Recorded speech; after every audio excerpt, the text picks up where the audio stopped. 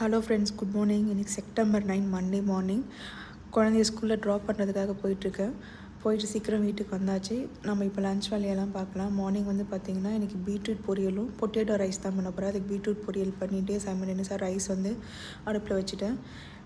Potato rice வந்து கொஞ்சம் டிஃப்ரெண்ட்டாக பண்ணலாம். ஃபஸ்ட்டு வந்து பொட்டேட்டோ ரொம்ப சின்ன சின்னதாக நறுக்கி ஒரு கடாயில் எண்ணெய் பொட்டேட்டோ போட்டுட்டு மஞ்சத்தூள், மிளகாத்தூள், கொஞ்சமாக கரம் மசாலா நல்லா ஃப்ரை பண்ணி சிப்ஸ் மாதிரி எடுத்து தனியாக நம்ம இப்போ வச்சுக்கலாம்.